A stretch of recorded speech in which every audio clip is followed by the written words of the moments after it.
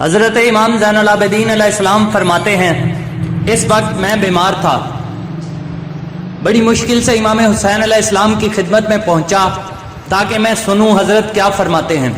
جب قریب گیا سنا میں نے اپنے اصحاب سے فرماتے تھے، میں بہترین ثنا کرتا ہوں اپنے پروردگار کی اور حمد کرتا ہوں ہر نعمت و بلا میں۔ خداوند میں تیرا شکر اور تیری حمد کرتا ہوں کہ تو نے ہمیں بسبب قرابت پیغمبر کے عزیز و مکرم کیا، قرآن ہمیں تعلیم فرمایا، دین حق ہمیں عطا کیا، چشم ہائے بینا و گوش ہائے شنوا، دل ہائے بانور و ضیا تو نے بخشے، ہمیں اپنے شکر گزاروں میں سے محسوب کر۔ اما بعد، میں نہیں جانتا کسی کے اصحاب میرے اصحاب سے زیادہ وفادار اور پارسا ہوں، اور نہ ہی میرے اہل بیت سے شائستہ تر اور حق شناس تر ہیں، بس خدا تمہیں جزائے نیک عطا کرے۔ آگاہ ہو میں گمان نہیں کرتا کہ ان اشقیاء کے ہاتھ سے بچ سکوں، لہٰذا میں نے تم کو رخصت کیا اور بیعت تمہاری گردن سے اتار لی، جہاں چاہو چلے جاؤ، تم پر کوئی حرج نہیں اور گناہ نہیں ہے۔ یہ پردہ سیاہ شب تمہیں گھیرے ہوئے ہے، اس تاریکی سے فائدہ اٹھاؤ۔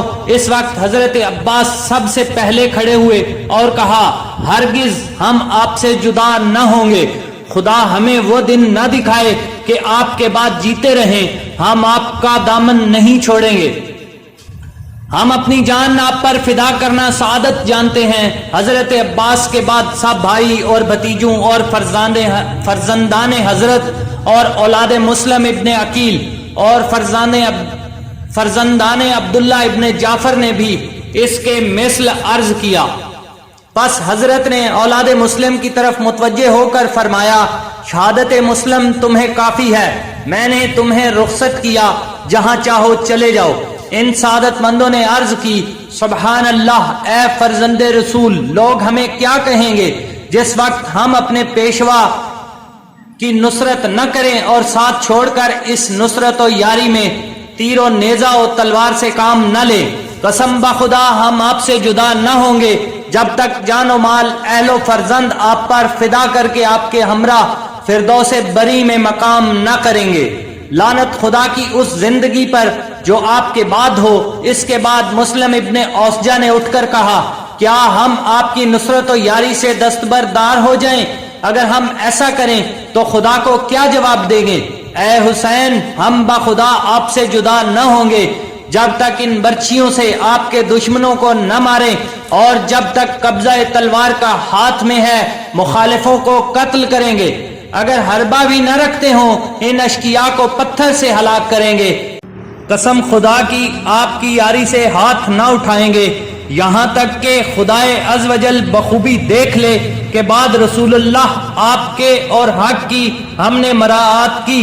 قسم بخدا اگر مجھے قتل کریں اور پھر زندہ کیا جاؤں اور پھر قتل کر کے مجھے جلا دیں اور میری خاک ہوا میں اڑا دیں، اور ایسا ایک دفعہ نہیں 70 مرتبہ یہی حالت میری ہو، پھر بھی میں آپ سے جدا نہ ہوں گا، یہاں تک کہ آپ کے روبرو قتل کیا جاؤں، اور کیوں کر آپ کی نصرت واجب و لازم نہ جانوں، حالانکہ یہ ایک مرتبہ قتل ہونا ہے۔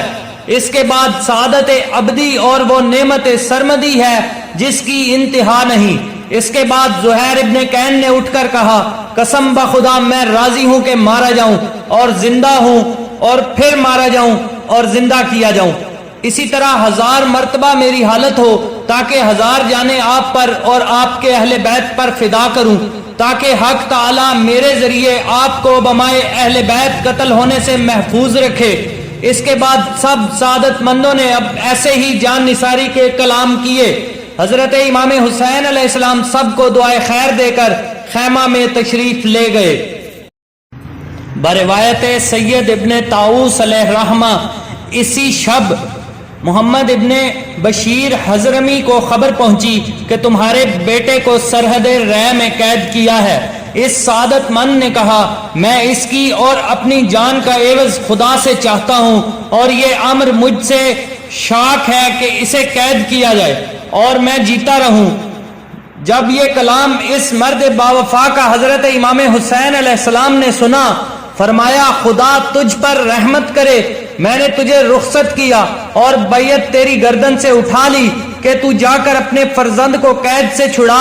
اس سعادت مند نے عرض کیا کہ درندے مجھے پھاڑ کھائیں اگر میں آپ سے جدا ہوں اور آپ کی نصرت و یاری سے ہاتھ اٹھاؤں۔ اس کے بعد امام حسین علیہ السلام نے 5 برد یمانی اسے عطا کیے جن کی قیمت 1000 درہم تھی۔ فرمایا کہ اپنے بیٹے کو دے جو تیرے ساتھ ہے تاکہ اپنے بھائی کو جا کر چھڑا لے۔ حضرت نے وہ رات بمائے اصحاب عبادت و دعا و تضرع و مناجات میں بسر کی۔